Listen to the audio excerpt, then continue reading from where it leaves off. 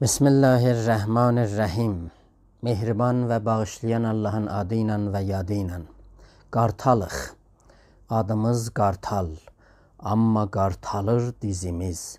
Qartalır qanadımız. Demirəm uçmuruq. Uçuruq biz. Amma duvar kimi. Dam kimi. Uçuruq adam kimi. Uçuruq. Yoldaşım Döktür Vədud Dustidən başladım. Bütün yoldaşlara salam deyib sağlıq arzulayıram. İslamlıq və tühlüğün 36-cı hissəsini elmin metodolojisi haqqında başlayırıq. George Sartonun Tarixi Elm kitabını oxuyurdum.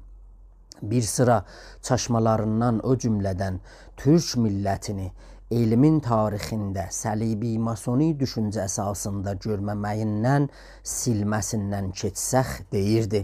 Biz elmin tarixini incələməkdən öncə bir müəyyən zamanda başlamalıyıq. O əsasda biz də Türk müsəlmanların İslam ilə ilk bilimsel ilgilərindən, münasibətlərindən danışırdıq. Batı dünyasında sayentismdən öncə deyirdilər, dünya bir sadə mekaniki məsələdir. Newton hərəkətin qanunlarını bütün zamanlara kəşf etdi. Descartes demişdi, mənə imtidad ilə hərəkəti verin, dünyanı sizə düzəldim. Mach deyirdi, mənə xətkeş həmən cizgi ilə saati verin, hər bir zadı sizə ölçüm. Laplace deyirdi, bugün dünyanın zərrəsinin hərəkətini təyin etsəniz, bəşəriyyətin gələcəyini qətiyyən sizə göstərərəm.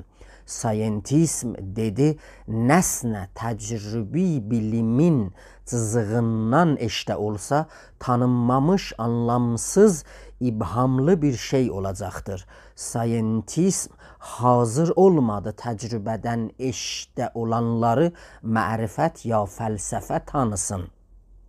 Biz demişdik, elm tarix boyu iki məna daşıyırdı.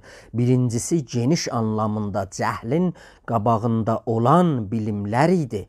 Mevlana elmi bəzən belə vüsətli anlamında işlədirdi. Xordekarihay elmi, hendise ya nucumu, elmi tebbu, fəlsəfi anlayır, o say nədir? Ya fəlsəfə yarağı tebdir, dayağı həndəsə که تعلق با همین دنیاستش ره به هفتم آسمان بر نیستش elminin qıssa əli çatmaz göyə axsar elmi bağlıdır dünya ilə این همه علم بنای آخر است که عماد بود گاو و اشتر است bunca bilmək insanı etdi yiyə ta hörə bilsin axur yaxşı پəyə بهر استبقای حیوان چند روز نام آن کردند این گیجان رموز orada heyvanlığı bəslətmənin adını qoydu bilik dartsın dənin. Elmin ikinci mənası təcrübədən qaynaqlanan elmidir. Metafiziklə elmin nə ilgisi ola bilər? Mabədü təbiə ya metafizik nə deməkdir? Metafizik nədir? Deməliyik, meta yani sonra, fizik yani təbiət, metafizik yani mabədü təbiənin mərifəti.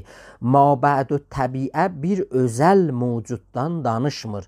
Təhcə vücuddan, varlıqdan, olmaqdan, onun hökmlərindən, arızələrindən danışır. Metafizikin amacı təhcə varlığı tanımaqdır. Nə insanşünaslıqdır, nə tanrışünaslıqdır, nə heyvanşünaslıqdır, nə də bitkişünaslıqdır, nə də astronomi, ulduzşünaslıqdır. Varlıq o zaman ki lümlüddür, heç paltar əynində yoxdur, metafizisyen onun havarına gedir. O zaman ki say paltarı geyir, riyazi bilən onun havarına gedir. Mabədü təbiənin mövzusu mütləq varlıqdır. Necə ki şiminin mövzusu ünsürlərdir. Yaşam biliminin, zizşinasının mövzusu canlı heyvanlardır. Mabədü təbiənin həman metafizikin mövzusu mütləq varlıqdır. Mabədü təbiə dünya deyil, mərifətdir. Biz demirik təbiətdən yuxarı ayrı bir dünya yoxdur. Deyirik mabədü təbiənin anlamı bu deyil. Bu Əli Sinanın sözü şəfada çox açıq və aydındır. O deyirdi mabədü təbiəyə ma qəblü təbiə də demək olar. Varlıq təbiətin varlığından qabaqdır. Örnək üçün bir mühəssil öyrənci dünyanı tanımaqdan əvvəl təbiəti tanımağı başlayır.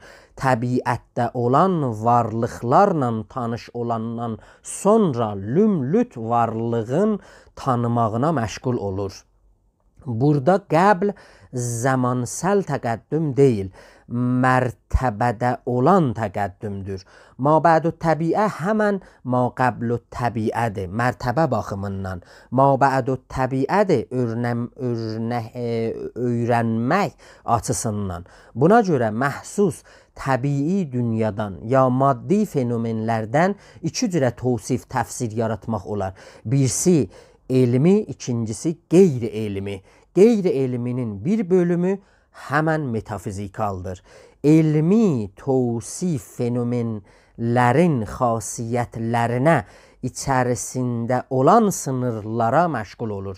Metafiziki tövsif bir fenomenin təfsirinə, tövsifinə, varlığın məcmuəsində olan rütbəsini açıqlayır. Məsəl üçün Max Planck deyirdi, bir qətə topraq nəzərdə alın. Toprağın boğdularını, hendisi sınırlarını, kimyai ilə fiziki düzəlməsini açıqlasanız, bir elmi axtarışığa əl vırıbsınız. Amma həmən toprağı bir böyük, geniş topraq qətəsinin içində görsəniz, belə baxış metafizikaldır.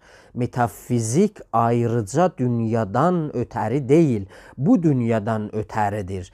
Əlbət, əgər ayrıca dünyalarda olsa, orada da metafizikal baxım yaratmaq olar. Metafizik bir mərifətdir, dünya yox, bütün dünyalardan ötəridir.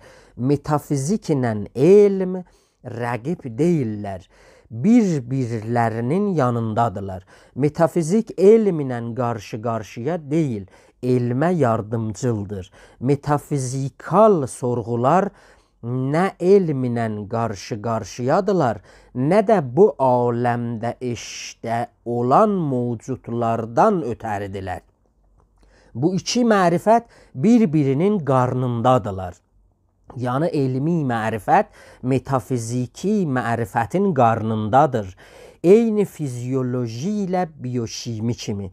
Fizyoloji üzvlərin davranışını, tərpənməsini açıqlayır. Biyoşimi bir elmidir, bədənin davranmağını, tərpənməsini kimyayı təfsir edir.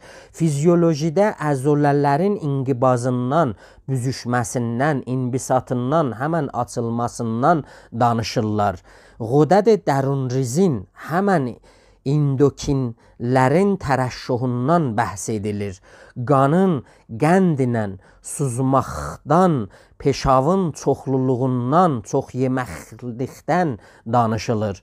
Biyoşimidə çalışan bir şimist olaraq bu sorğulara baxır. Qəndin yuxarı olmasının ilgisi böyrəklərə nədir? Glukoz molkullar suyla necə peşava girər? Aktin, miyozin molkullar əzolələrin inqibazını, inbisatını təmin etmək üçün necə ATP-dən, həmən bədənin enerji qaynaqlarından faydalanırlar. Biyoşimi oracan gedir. Nə fizyolojinin rəqibi olur, nə də ondan böyük olur. Hər zaman biyoşimi fizyolojinin qarnında və onun bir cüzvü tanınır. Metafizik ilə təcrübi elmin ilgisi də buna tay bir şeydir. Əlbət bir təmsil olaraq metafizik bir mərifəti nizamdır. Təcrübi elmlə fərqlidir. Onların fərqi bölümlərində yaxud klassifikasiyonlarındadır. Metafizik bütün varlığı mərifət nizamına çəkmək üçün bir özəl bölümlərə əl vurur. Eyni halda elm təcrübəni qəbul edən məhsusların çərçəbəsində, kapsamlarında özünə görə bir özəl bölümlərə əl vurur. Metafizik qeydisiz, şərtsiz varlığı illət ilə mə'lula, vacib ilə mümkünə, cövhər ilə ərəzə, vahid ilə kəsrə, eyn ilə zehnə, bilquvvə ilə bilfeilə, maddi ilə qeyri-maddiyə bölür. Amma elm məhsus ilə maddi varlıqları mövc ilə zərrəyə, müsbət ilə mənfiyə, cerm ilə enerjiyə, əsid ilə baza, qaz ilə mayə ilə camidə, sadə ilə mürəkkəbə, elektron ilə atom ilə molekula və digər bölümlərə bölür. Fərq bölümlərdədir. Örnək üçün metafizikin bir sıra qanunları belədir. Tammə illət olan yerdə məlulun olması icab edər. Bir xalis şeydən iki nümunə ola bilməz. Hər məlulun hər halında varlığı öz illətinə bağlıdır. Mədumu qeytərmək mahaldır. Ərəzləri intiqal vermək mahaldır. Qeyri-maddi mövcudda zaman yoxdur. O əsasda təğyir ilə səbat məsələsi metafizikaldır. Amma hərəkət ilə sukun, soyuqluq ilə istilik elmi bir məsələdir. Metafizik ilə elm iki mərifətdir. İki metodla, iki amacla. Yazıqlar olsun, təəssüflər olsun materyalistlər, tarixi keçmiş kommunistlər hələ-hələdir metafiziki elmin düşməni bilirlər. İndi isə biz sizlərə söz verdiyimiz kimi türk alimlərdən İslam aləminə daşınan üçüncü töhfədən, mirasdan danışacağıq. Elmin metodolojisindən. Elm nədir? Onun gedişatı nədir? Elmin fəlsəfəsi nədir? Elm ilə fəlsəfənin ilgisi nədir? Yeni elm nə axtarır? Şəbh elm nədir? Teknoloji digitallaşmaq elmidən qaynaqlanaraq bizi hara aparır? Türk alimləri Əbu Nəsr Farabi, Əbu Reyhan Biruni, Xarəzmi, Zəməxşəri, Məhmud Kaşqəri, İbn Sina, Zəkəriya Razi, Əbulfütuh Razi, Fəxrəddin Razi, İmam Muhammed Qəzzali, Eynulquzat Həmədani, Şeyx Şəhabuddin Söhrəvərdi və digər alimlər bu sahədə elmin inkişafında İslam aləminə, bəlkə bütün bəşəriyyətə nə xidmətlər ediblər? Hansı metodolojini yaraldıblar? Qur'an elmin metodolojisinə baxışığı nədir? Nədədir? Qur'an elmin metodolojisini iki anlamda görürmü? Türkü İslami məktəbi elmə necə baxır? Bütün batı dünyasında olan elmlə, siyantizmlə, pozitivitismlərlə nə ilgisi var? Şubiyyə fitnəsi bu sahələrdə tarix boyu nə oyunlar oynayıblar, nə olaylar yaraldıblar, nə kitablar qondarıblar. Bütün bu sualların yanıtları, cavabları bizim çıxışlarımızda bundan belə yerləşəcəkdir. Biz bu bəhslərdə azı buna çatacağıq, bunu açıqlayacağıq. Elmin metodolojisi türk alimlərin əli ilə İslam aləminə daşınıbdır. Oradan da İslam alimlərinin vasitəsilə xüsusən Əbulqasım Zəhravi, İbn Heysəm, İbn Yunus, İbn Tufeyl əli ilə Afrikanın şimal tərəfindən Avropaya Kristiyan, Səlibi, Məsihi, masoni dünyasına daşınıbdır. Onlar da belə metodolojini elmidən alıbdılar. Öz milli fəlsəfələrinin əsasında, baxışlarında, yol göstərməsində təbiətlə barışan təcrübəni təbiətlə döyüşənə girməyə çeviriblər. Təbiəti rəhmsiz, şəfəqətsiz, məhəbbətsiz sağıblar, mələdiblər. Təcrübədən belə çirkin yararlanmaq ilə öz yaşamalarını özgə millətlərin qazancında, qanında yazdılar, yaratdılar. İstismar eləmək üçün istimar adı ilə şərq ölkələrinə, xüsusən müsəlman məmləkətlərinə hücum etdilər. Bunlar elmidən, teknolojidən kötü yararlanmaq ilə çabalamaları indi isə bütün bəşəriyyəti digitallaşdırmaqdır. Kul, bərdə yaratmaq məqsədi ilə elmidən kötü, çirkin, əxlaqsız yaranırlar. Şuubi, səlibi, masoni düşüncə yeni elmidən bir təslis yaratmaqdadır. Digital dövlət, digital insan, digital pul. İnsanı tamamilə kontrola çəkmək, onun iradəsinə minmək onların amacı olubdur. O əsasda biz gələn bölümdə Əbu Reyhan Biruninin onun metodolojisinin əsasında danışacağıq. Var olasız, sağ olasız. Allahın amanında.